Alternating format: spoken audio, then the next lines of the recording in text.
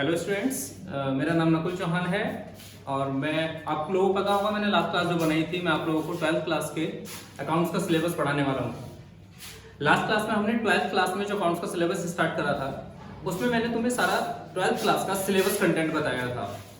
12th class में हमारे पास जो बुक्स हैं, पार्टनरशिप है, कंपनी है, इन सभी को मिलाकर हमारा कोर्स किस तरीके से बनाया जाएगा वो सारा कोर्स कंटेंट मैंने लास्ट क्लास में पढ़ाया था। आज हम 12th क्लास का फर्स्ट चैप्टर स्टार्ट करने वाले हैं जो हमारी पार्टनरशिप के बुक से होगा और जो उसके फंडामेंटल पर बेस्ड रहेगा। फंडामेंटल ऑफ पार्टनरशिप हमारी 12th क्लास की बुक का ये फर्स्ट चैप्टर है।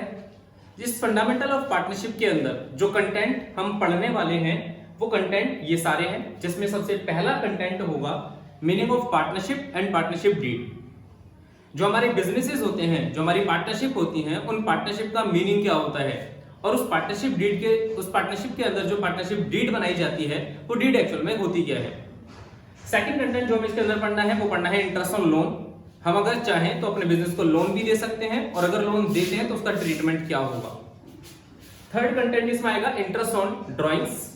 कभी कभी बिजनेस का ऑनर बिजनेस से अपने पर्सनल यूज के लिए कुछ अमाउंट भी विड्रॉ कर लेता है और अगर कुछ भी अमाउंट विड्रॉ करा जा रहा है तो उस विड्रॉ अमाउंट पर किस तरीके से इंटरेस्ट चार्ज करा जाता है वो आता है हमारा इंटरेस्ट ऑन ड्रॉइंग्स में। इंटरेस्ट ऑन ड्रॉइंग के बाद जो नेक्स्ट कंटेंट हम इसमें पढ़ेंगे वो होगा interest on capital. Interest on capital जो है, अगर एक बिजनेस का ऑनर बिजनेस में अमाउंट इन्वेस्ट करता है, बिजनेस में कुछ कैपिटल इंट्रोड्यूस करता है तो उस कैपिटल पर बिजनेस की तरफ से ऑनर को इंटरेस्ट दिया जाता है। वो इंटरेस्ट किस तरीके से अलाउ करा जाएगा उस इंटरेस्ट की वैल्यूएशन पढ़ेंगे इंटरेस्ट ऑन कैपिटल में। कमीशन टू ए पार्टनर हमने 11th क्लास में सोल प्रोप्राइटरशिप जब फाइनल अकाउंट पढ़े थे तो उस चैप्टर में हमने पढ़ा था कि मैनेजर को कमीशन दिया जाता है। जिस तरह से मैनेजर के कमीशन की वैल्यूएशन थी सेम वैसे ही पार्टनर के कमीशन की वैल्यूएशन होगी, सिर्फ इसमें थोड़ा सा डिफरेंस होगा। नेक्स्ट इसके बाद profit and loss appropriation account.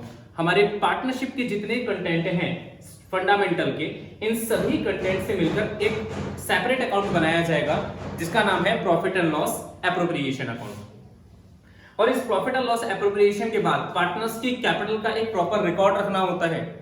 हमें ये पता करना होता है कि पार्टनर्स की कैपिटल किस रीजंस की वजह से बढ़ती है, किन रीजंस की वजह से घटती है, और उन प्रॉपर रिकॉर्ड से बनाने वाला एक अकाउंट जो है वो होगा पार्टनर्स का कैपिटल अकाउंट। इस कैपिटल अकाउंट में हमें दो डिफरेंट मेथड्स पढ़ने होंगे, जिसमें एक है फिक्स कैपिटल मेथड और एक दूसरा है इसके अंदर फ्लक्चुएटिंग कैपिटल मेथड। इन दो मेथड्स को पढ़ने के बाद हमारा ऑलमोस्ट फंडामेंटल ऑफ पार्टनरशिप का जो मेन कंटेंट है वो कंप्लीट हो जाएगा और इन सभी कंटेंट से मिलकर हमारे पास एक टॉपिक आएगा जिसका नाम है पास्ट एडजस्टमेंट।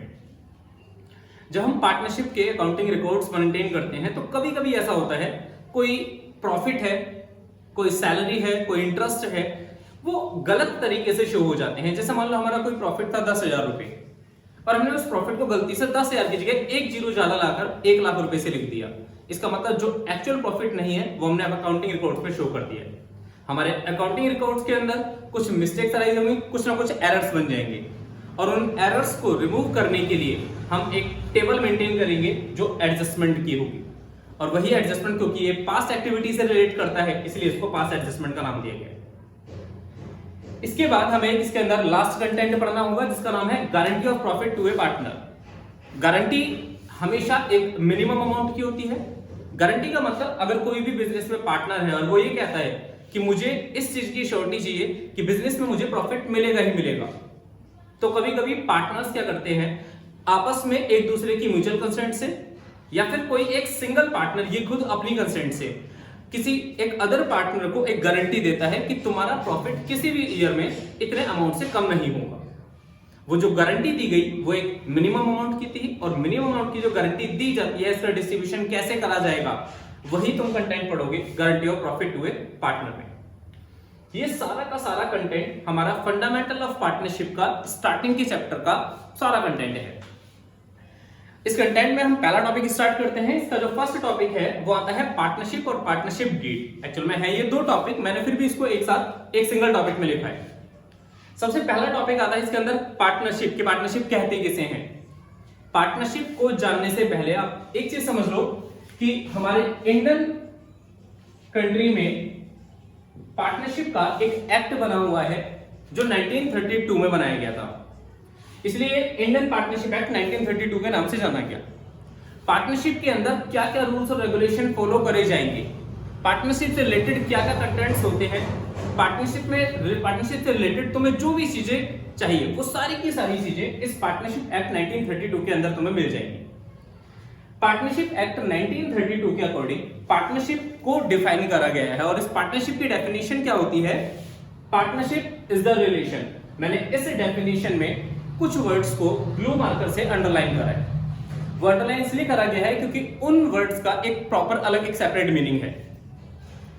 डेफिनेशन पढ़ते हैं, फिर इसमें वन बाय वन मैं मीनिंग का मीनिंग्स बताऊंगा जो यहां पर बीच में मैंने अंडरलाइन करा है। सबसे पहले partnership is the relationship. Partnership एक रिलेशनशिप है बिटवीन पर्संस। बिटवीन पर्संस का मतलब पर एक सिंगल पर्सन की बात नहीं करी जा रही, दो या दो से ज्यादा पर्संस होंगे, दो या दो से ज्यादा पर्संस के बीच में एक रिलेशनशिप, एक पार्टनरशिप है। Who have agreed to share the profits, जो प्रॉफिट को शेयर करने के लिए एग्री हुए हैं। ऑब्वियस सी बात है, अगर मैं किसी बिजनेस में एंट्री कर रहा हूं तो मैं चाहूंगा मुझे वहां पर प्रॉफिट्स मिले और वो प्रॉफिट जिसको भी, जो हमारे पूरे बिजनेस में जितना भी होगा उसका शेयर मेरे लिए भी आना चाहिए। इसका मतलब मेरा जो प्रॉफिट है मैं उसी प्रॉफिट को अर्न करने के लिए, अपने प्रॉफिट के शेयर को अर्न करने के लिए उस बिजनेस के अंदर अपनी एक्टिविटी परफॉर्म करता हूं।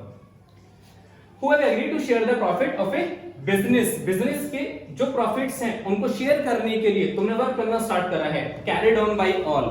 कैरिड ऑन बाय ऑल का मतलब क्या है कि वो जो बिजनेस चलाया जाएगा वो उन सभी के द्वारा चलाया जाएगा, और any of them acting for all, या फिर उन सभी में से कोई एक पर्सन ने अगर उन सभी के लिए एक्ट करा है तो उसकी भी बातें उसमें एक तरीके से मानी जाएंगी। अगर मैं इस डेफिनेशन में सबसे पहले रिलेशन की बात करूं, उससे कहा है partnership is a relation. Partnership एक रिलेशन है। रिलेशन का मतलब यहां पर ऐसे रिलेशन नहीं, अगर मैं कहता हूं मेरी फैमिली में मेरे मेंबर्स हैं, मेरे मदर हैं, मेरे फादर हैं, तो मैं उनको ये नहीं कह सकता कि वो मेरे पार्टनर हैं। बेशक उनके साथ हमारा रिलेशन होता है। यहां पर रिलेशनशिप का मतलब एक पर्सनल रिलेशनशिप से नहीं होता, यहां पर रिलेशनशिप का मतलब सिर्फ एक बिजनेस रिलेशनशिप से होता है। जो हमारा बिजनेस रिलेशनशिप है, बिजनेस का मतलब जब हम कोई फर्म चलाएंगे, हम कोई बिजनेस करेंगे तो बिजनेस में जितने भी पार्टनर्स हैं उनके रिलेशन को, प्रोफेशनल रिलेशन को सिर्फ एक बिजनेस रिलेशनशिप कहा जाएगा। कितने पर्सन्स में? दो या दो से ज्यादा। बिटवीन पर्सन्स लिखा है, इसका मतलब पर्सन मिनिमम यहां पर दो तो होने ही चाहिए। पार्टनरशिप को फॉर्म करने के लिए ये जरूरी है कि मिनिमम दो पार्टनर्स हो। मैक्सिमम कितने होंगे इसकी लिमिट्स होती है। तीसरा यहां पर आता है who have agreed to share the profits। अब प्रॉफिट्स का मतलब सिर्फ प्रॉफिट से नहीं होता, प्रॉफिट्स का मतलब यहां पर प्रॉफिट से भी होता है और प्रॉफिट का मतलब यहां पर लॉस से भी होता है। पार्टनरशिप के बिजनेस के अंदर अगर हमें प्रॉफिट होते हैं तो वो पार्टनर्स में बांटे जाएंगे, और अगर हमें लॉस होते हैं तो भी वो पार्टनर्स में बांटे जाएंगे। इसका मतलब डिस्ट्रीब्यूशन जो होगा वो प्रॉफिट का ही नहीं, प्रॉफिट और लॉसेस दोनों का होगा। और फिर बिजनेस का मतलब यहां पर एक हमारे लीगल बिजनेस से है।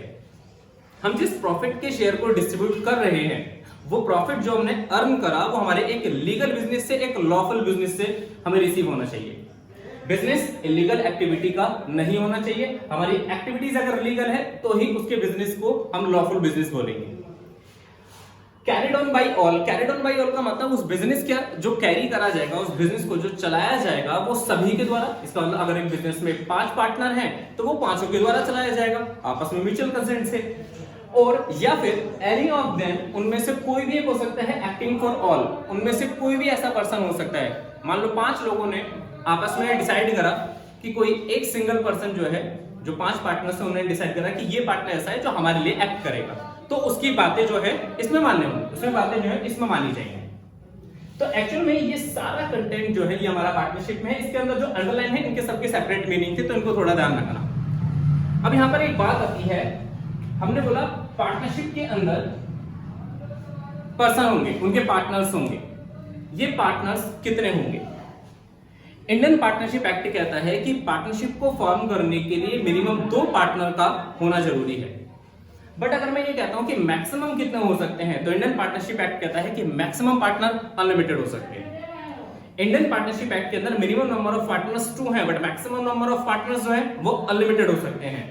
बट इसी चीज को रेस्ट्रिक्ट करता है कंपनीज एक्ट 2013। कंपनीज एक्ट 2013 कहता है कि अगर तुम कोई भी पार्टनरशिप फॉर्म करते हो तो वो 2 मिनिमम नंबर ऑफ पार्टनर से चल सकती है। बट अगर तुम उस पार्टनरशिप में मैक्सिमम नंबर ऑफ पार्टनर्स की बात करते हो तो वो 50 होंगे तो वो 50 होंगे। 50 से ज्यादा तुम किसी भी पार्टनरशिप के अंदर पार्टनर नहीं रख सकते। अगर तुम 50 से ज्यादा पार्टनर बनाते हो तो तुम फिर पार्टनरशिप नहीं, तुम्हें अपना रजिस्ट्रेशन कंपनी के अंदर कराना पड़ेगा।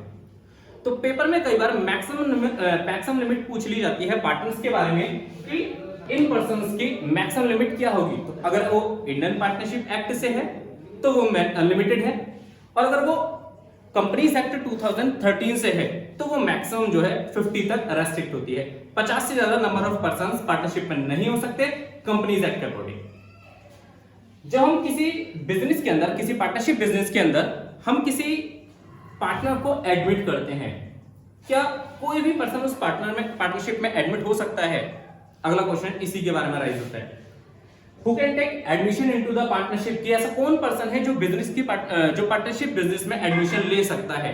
तो यहाँ पर एक नॉर्मल सा रूल है, कोई भी पर्सन हो वो बिजनेस में अपना पार्टनरशिप बिजनेस में एडमिशन ले सकता है, उसके ऊपर कोई रेस्ट्रिक्शंस नहीं है। हाँ, बट इंडियन पार्टनरशिप एक्ट 1932 इस चीज के बारे में बताता है, कुछ चीजें ऐसी हैं जिनको साफ रेस्ट्रिक्ट करा गया है, मना करा गया है कि तुम पार्टनरशिप बिजनेस के अंदर एडमिशन नहीं ले सकते। जिसमें सबसे पहला आता है हमारा ए माइनर पर्सन। माइनर का मतलब होता है एक ऐसा पर्सन जिसकी एज 18 इयर्स से कम है। कोई भी अगर पर्सन 18 इयर्स से कम एज का है तो वो पार्टनरशिप बिजनेस के अंदर एडमिशन नहीं ले सकता। बट यहां पर मैं एक स्टार बना रहा हूं, जहां भी मैं स्टार बना हूं समझ जाना वहां पर कोई ना कोई कंडीशन एप्लीकेबल है। एक माइनर पर्सन बिजनेस के अंदर एडमिशन नहीं ले सकता, बट एक कंडीशन होती है कि अगर वो पार्टनर्स चाहे बिजनेस के तो वो माइनर को बिजनेस में एडमिट कर सकते हैं। बट एडमिशन जो उनका होगा, उस पार्टनर का जो एडमिशन बिजनेस में होगा माइनर पर्सन का, वो सिर्फ प्रॉफिट के शेयर के लिए होगा, लॉसेस के शेयर के लिए नहीं हो सकता। सिंपल सा रूल है, याद रखो कि कोई भी माइनर पर्सन बिजनेस में एडमिट नहीं हो सकता। बट अगर पार्टनर्स के अपने म्यूचुअल कंसेंट से किसी माइनर को फिर भी एडमिट करा जाता है तो उस कंडीशन में वो माइनर सिर्फ प्रॉफिट के लॉसेस को लेगा, प्रॉफिट के शेयर को लेगा, लॉसेस में उसका कोई भी शेयर नहीं होगा। सेकंड आता है तुम्हारा इसमें person with unsound mind. Unsound mind का मतलब होता है कि कोई भी ऐसा पर्सन जिसका मेंटल लेवल एक स्टेबल नहीं है। अगर किसी पर्सन का मेंटलिटी लेवल स्टेबल नहीं है तो उसको पर्सन विद अनसाउंड माइंड में कहा जाएगा। एग्जांपल के लिए कोई पागल है, मेंटल एक पर्सन है, उस पर्सन को इस कैटेगरी में रखा जाता है। लुनेटिक पर्सन्स होते हैं, वो पर्सन भी इसी कैटेगरी के अंदर आते हैं। मतलब कोई भी ऐसा पर्सन जिसका मेंटल लेवल बिल्कुल स्टेबल नहीं रह सकता, उस पर्सन को इंडियन पार्टनरशिप एक्ट साफ मना करता है कि तुम बिजनेस के अंदर एडमिशन पार्टनरशिप में नहीं ले सकते। थर्ड आता है तुम्हारा इसमें पर्सन्स डिस्क्वालिफाइड बाय लॉ। कभी कभी कुछ पर्सन्स को हमारा जो कानून है वो ही मना कर देता है, किसी वजह से उसके ऊपर या तो कोई क्राइम हो सकता है, क्राइम की कोई पेनल्टीज हो सकती है, कोई भी एक ऐसा रीजन है जिसकी वजह से उसे लॉ ने मना करा है कि तुम हमारे लॉ से पूरी तरीके से क्या हो, डिस्क्वालीफाई हो। डिस्क्वालीफाई मतलब अलग कर दिए गए हो। ऐसे पर्सन जिसको लॉ से बिल्कुल डिस्क्वालीफाई करा गया है वो पर्सन भी पार्टनरशिप के अंदर एडमिशन नहीं ले सकते। चौथा आता है हमारा इसमें एलियन एनिमी। एलियन एनिमी का मतलब होता है कि कोई भी ऐसा पर्सन जिसे हमारी इंडियन कंट्री अपना एनिमी मानती है। एलियन का मतलब हमारी कंट्री से बाहर का रहने वाला कोई भी ऐसा एनिमी, कंट्री से बाहर का कोई भी अगर एनिमी है और वो हमारी कंट्री में आकर हमारी किसी पार्टनरशिप में अपने एक शेयर कर रहा है या फिर पार्टनरशिप एडमिशन ले रहा है, तो इंडियन पार्टनरशिप एक्ट इस चीज को भी रेस्ट्रिक्ट करता है कि तुम एडमिशन नहीं ले सकते। लास्ट आता है यहाँ पर पर्दानशीन वुमेन। वुमेन वर्ड इसलिए यूज करा गया है क्योंकि पर्दानशीन जो वर्ड है एक्चुअल में पर्दे के लिए। पर्दे का मतलब जैसे एग्जांपल के लिए मोमडन्स होते हैं और वो बुर्का पहनते हैं, पर्दा कर रहे हैं। कोई भी अगर एक पर्सन परमानेंट अपने फेस को कवर रखता है तो उसको पर्दानशीन बोला गया है। और क्योंकि ये एक्टिविटीज किसमें देखी जाती है, वुमेन्स में, तो इसको पर्दानशीन वुमेन बोला गया। पर्दानशीन वुमेन को भी राइट नहीं है कि वो किसी इंडियन पार्टनरशिप, कोई भी इंडिया के अंदर किसी भी इंडियन पार्टनरशिप के अंदर एडमिशन ले सके। ये हमारे पास 5 कंटेंट थे। पेपर में कई बार मल्टीपल चॉइस में क्वेश्चन पूछा जाता है कि ऐसा कौन पर्सन है जो इंडियन पार्टनरशिप के अंदर एडमिशन नहीं ले सकता। तो ये 5 पॉइंट अपना कंफर्म रखो। टीएस ग्रेवाल के अंदर सिर्फ स्टार्टिंग के इन 3 पॉइंट्स को कवर करा गया है, एलियन एनिमी और पर्दानशीन वुमेन। ये 2 पॉइंट ऐसे हैं जो शायद तुमने बुक में ना मिले, बट 3 ये स्टार्टिंग वाले जो है ये अपने परफेक्ट रखना। आज की क्लास में हमारा इतनी है। नेक्स्ट क्लास में हम यहाँ से पार्टनरशिप डीड से स्टार्ट करेंगे और पार्टनरशिप डीड के जो कंटेंट हैं वो सारे हम पढ़ेंगे।